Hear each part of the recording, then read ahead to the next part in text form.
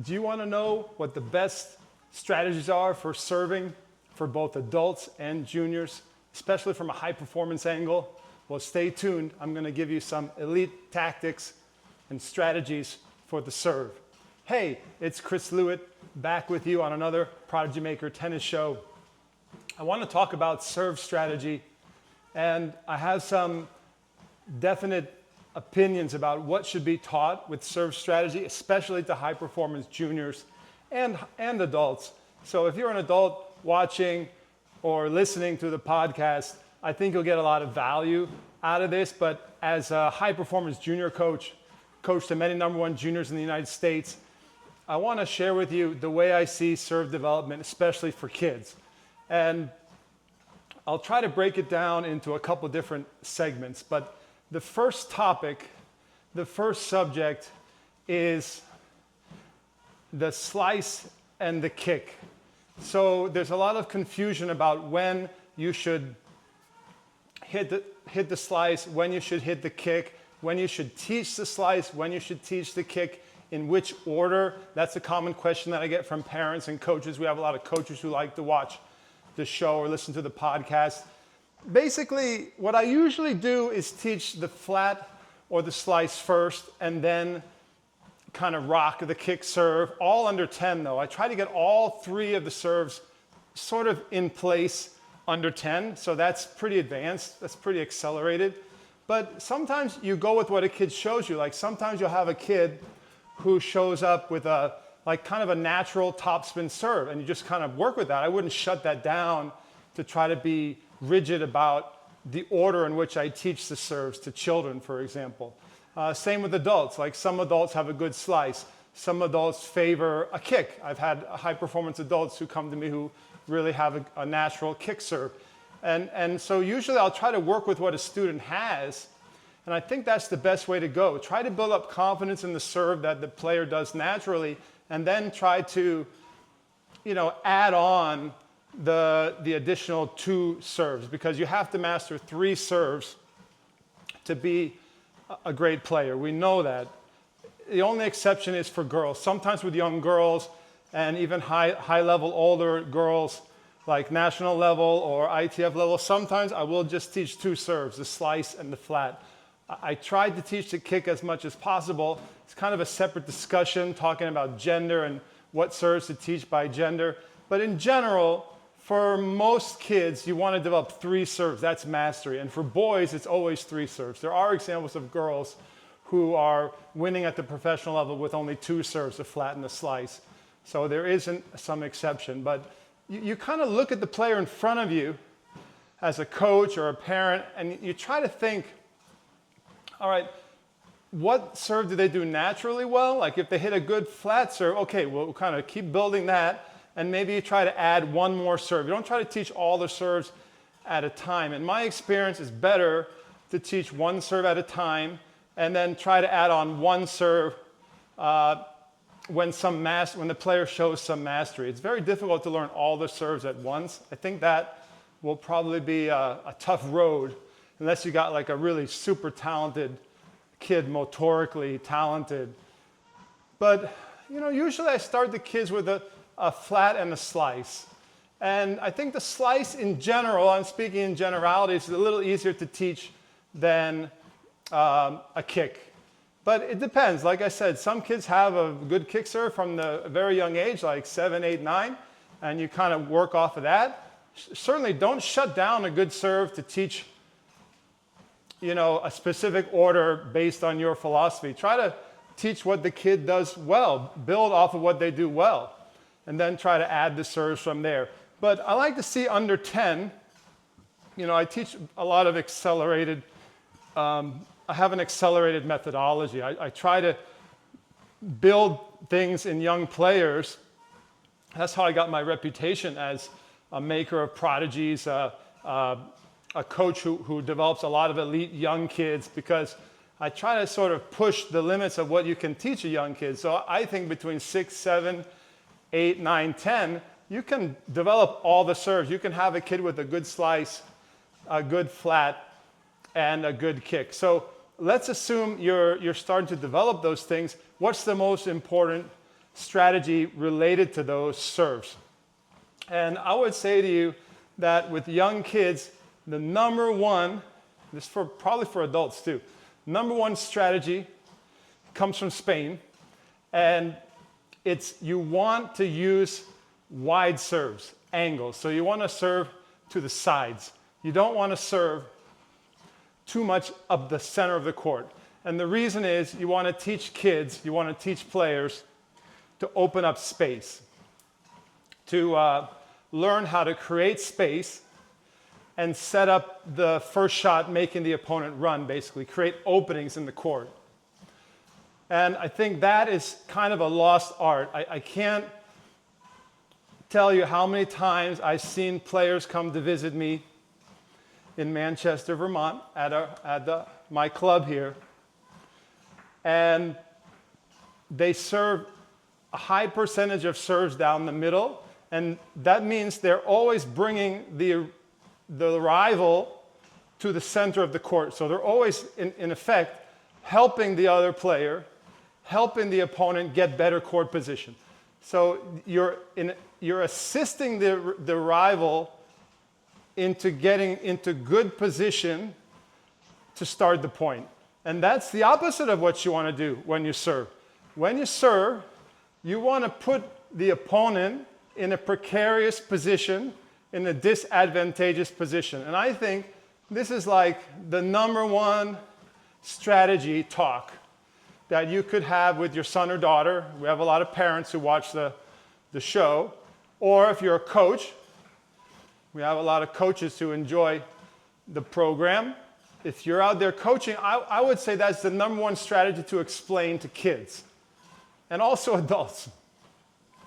When you're serving, what is your priority, your tactical priority? Well, you could go back even one more step and say, my tactical priority is to get the serve in. So how many kids do you see out there who double fault a lot? A lot, right? You see a lot of kids who double fault. And so aside from that foundation, we should probably talk about that. The next goal for me is I want kids to understand space and opening up space and using the wide and angle serves to defeat an opponent. And for most, I don't want to say all American, but I think there's a tendency in the US, I don't know exactly why, but a lot of kids in the US, they try to hit bombs up the center. I don't know if it's just an obsession with power. A lot of adults too. Down the tee as fast as possible is like the most popular serve that I see, especially with young kids. Like if I go to an L5 USTA tournament, like a fairly good level regional tournament, or an L4, starting to get kind of a little higher national level, you see a lot of kids, pretty highly ranked kids, serving up the tee most of the time. I've gone to tournaments with my players and seen them serve almost the entire match up the tee. And they never thought to go wide, or they just don't have confidence in the wide serve. So I think it's imperative as a coach, high performance coach, to teach players how to hit wide serves. And therefore, the next logical step, the corollary of that is that I need to teach my players a slice on the deuce and a kick on the ad. Also on the ad, the flat serve is a substitute if you're a player who hasn't developed an effective kick yet. You can use a flat serve in lieu of a kick serve on the ad. But I like to explain to players that on the deuce, the slice is the king or the queen of the court. And on the ad, the flat and the kick are the king or the queen. So if you can explain it that way to kids or adults, I think it's very helpful, because they think, oh, it's not just one serve that's my best serve. It depends on which side I'm on. If I'm on the deuce, I want to overweight slice serves to try to open up the court, because the slice serve is the best weapon, is the king or queen of the deuce. And you want players to sort of associate the deuce with their slice serve. And then when they go to the other side and serve to the ad, you want them to associate the ad court with either a flat into the corner or a kick serve that bounces out wide. And I think if you can start laying that tactical geometry, that tactical decision making, plant those seeds in your players' minds, and you're way ahead of the game in terms of serve tactics, serve strategy. I really believe that's foundational. And then, obviously, as I mentioned, a corollary of that is that you need to teach those things. So if you have a kid who's 10 years old who can only hit a flat serve, well, that limits these tactical options. And I see that a lot. I see a lot of kids they really haven't learned spin. A lot of players come to visit who they want to learn a slice or a kick, and I say, show me your slice, show me your kick. And they say, oh, it's not bad. And they show me, and it's really not good. Like, it doesn't really curve. And in Spain, they have a saying that there are 4 targets, not 3. A lot of times in the US, we talk about 3 targets, not 4. And in Spain, they add a 4th target called the Angulado, like Tony Nadal, the famous Spanish coach. He often talks about the Angulado serve. So you have a wide serve, which is called the Abierto, like they call it in Spain the Abierto, the open serve. So they have 2 names for the wide serve. So there's 2 of them with a high emphasis on serving out wide. And I love this about Spain. And, it's a clay court mentality to open up space. Clay court players tend to think about opening up space rather than powering through a space like we do in the US. So in Spain, they have actually 2 names, 2 categories of wide serves. They have an Abierto, which is wide, and they have an Angulado, which is even sharper wide. And I think that's a great thing also to teach tactically to your players, that there's 2 types of wide serves. And then they'll start to think, and if you ask them, or you can even guide them with discovery and say, if there's a wider serve, a sharp angle serve, how do you do that? What's the best way to get it short in the box? And the player will say, aha. Usually they figure out, they say, oh, I need to put spin to get the Angulado. I need to put spin to get it wide. And that's a great learning moment, like eureka moment. Okay, I need to learn spin. Why? Because I need to establish an angle serve, not even just an open serve. I don't want to just open the court. I want to devastate my opponent and take them way off the court so I can set up my serve +1, for example. So I teach that, and I think it's the best way over the years. I've been coaching a long time now, 25 years, going on 25 years, high performance coaching. And I think this is probably the best way to start developing serve strategy. And it doesn't mean you never teach the power serve. You definitely need that power serve, because when you move your opponent wide, they usually make an adjustment to their space and their position. And then that opens up the center serve, the serve down the tee, the middle serve.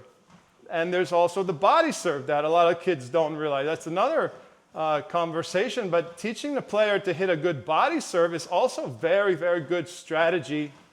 When they're young, they're not getting a lot of pace on it, so it's not super effective with young kids.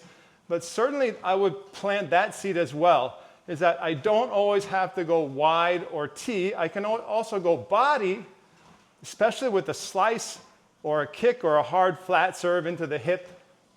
And that can be a really good way to set up my first attacking shot, my forehand. Typically, you set up the serve, and then you bring the forehand as your combination, like serve, forehand. You know, so these are really good strategies to sort of plant in the player's mind. If you're a coach or a parent, or if you're a player watching, start with that. I need to have wide serves. 6 or 7 out of 10. 60%, 70% wide serves. I need to get that job done so I can open the space and make my opponent move, get my opponent tired and take the advantage. I want to put my opponent at a disadvantage. So I think these are really important concepts. I want to circle back to not double faulting, because I think getting the serve in, number one, you'd like a high percentage of first serves. So to do that, especially with children, they can't go for bombs. A lot of kids go for too much, wear out their shoulder, and it's not a pace that they can sustain over the course of a match, and it's not a serve that's going to go in, 70% of the time. Kids need to learn how to make a serve 7 out of 10 times. They need to hit it at a pace that they have control over. They can hit the spots. They need to sometimes use spin, even on a first serve. A first serve doesn't have to be flat. First serve can be a kick. First serve can be a slice. I learned that from my mentor and longtime coach, Gilad Blum, the well-known Israeli coach. Extraordinary coach.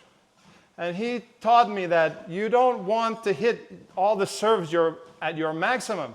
You want to stay smooth and rhythmic, and the power will be there, but not 100%. Usually you're serving in the 90% range. It's better because you have more control. You don't wear out your shoulder, and you can serve smoothly with rhythm all match long. And that's better than cranking it over and over again and starting to wear out your shoulder and missing too many first serves, which leads to more second serves, which leads to pressure, which leads to double faults. So if a kid's double faulting, one of the first things they should learn is to get more first serves in. That could be using what's called a working serve. So a working serve is like a serve that's a little more control-oriented, maybe a slice, or maybe a 3/4 pace serve power that the player knows they can get in 7, 8 out of 10 times, and that's your working serve. It's a great term, working serve. Really good strategy. Don't go for 110% power serve. I mean, when I was a player, I think I was guilty of this too. It's natural. You feel pressure. Maybe you're playing a top-ranked player, and you're just like, man, I gotta smoke this serve. And it actually comes back to bite you, because you end up getting a little more fatigued than normal because you're all jacked up, and then you start missing the serve a little more than you should, and the next thing you know, you're staring down the barrel of a gun, hitting second serves against a top player. So making high first serve percentage is a huge part of tactics for tennis. In addition, second serve quality. All young children, all adults should spend a lot of time on their second serve. There's an old saying in tennis, you're only as good as your second serve. I think that's a really good saying. And the meaning is that you just need to have a high quality second serve that you can accelerate on. Most kids that I see, they decelerate on their second serve, and adults too. So you want to develop a second serve that a player can hit under pressure. Sometimes I joke, in the hurricane or tornado or the sun in your eyes. And that's a serve that they have complete confidence in, that they know they cannot miss it. And it should be acceleration. A lot of kids on the second serve, they decelerate. So I think that is also a critical element of serve. It connects to technique and also tactics, but it's saying I'm going to accelerate, and I'm going to practice my second serve until I know I can hit all the spots on the court that I need to hit. So, first serve, consistency, working serve, maybe 90%, not going for rhythm, not going for absolute max, and then spending a lot of time developing a quality second serve. For top-ranked juniors, that's usually a slice, especially for girls, or a kick for boys especially. And you got to develop that thing, you know. So in review, we have wide serves, fundamental strategy. If my strategy is to hit more wide serves, I need spin to open up angles. So that means I need to learn or teach a good bending slice. Not a slice that doesn't curve, a real slice that goes angle. And I need to teach a kick that bounces up and out. A real kick. A lot of kids show me their kick, and it's not really a kick. I mean, if the kick serve bounces below your waist, that's not a kick. So if I had a dollar for every kid who showed me their kick and it bounced below my waist, I'd be very rich. So you have to establish these slices and kicks. You have the idea of working the body. That's a good option. And then the stuff up the middle, the T serves, are a complement to the wide. The T serves are not the main course. They're not the steak and potatoes. The serve T, the so-called power serve, is more like the vegetables on the plate, or some sort of, the food that's around the main course. The main course is the angles when you serve. And I love having this talk with kids, because when I talk to them about that, they're like, oh yeah, that's a good idea. And I guess it's not a common tactical talk that kids are hearing, because maybe because I travel so much in Spain, you just don't hear it. I don't think that's, from what I'm hearing from students, they haven't heard that message that much or ever. So I'm sharing that wisdom with you guys. Then you need to try to get high percentage of serves, and if you miss a serve, you back it up with the high quality second. So I think to be a top-ranked national junior, to be an elite player, you need to have very good control of your second serve. So that requires a lot of practice, confidence on the second serve. And that'll take you very far. So, I mean, we could stop there. Those are like some big ticket items for tactics that I think you all will, to keep it simple and work on those things will take you very far.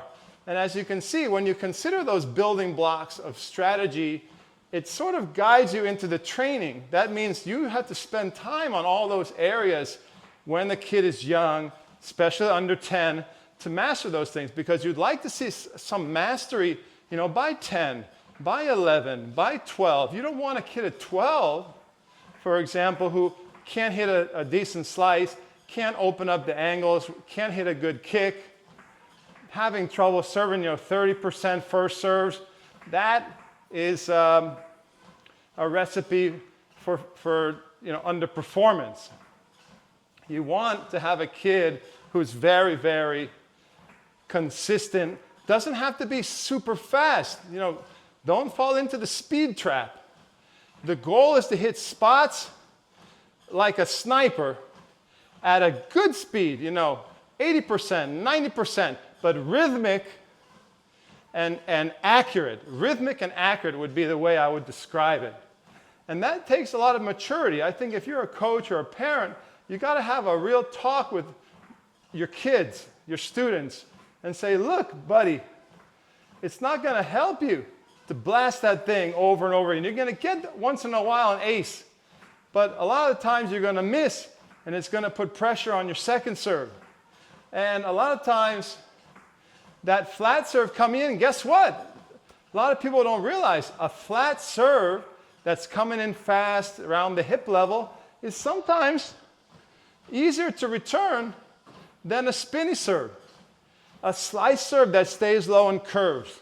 A kick serve that has action on it is many times more difficult to handle, even though it's slower than the flat serve.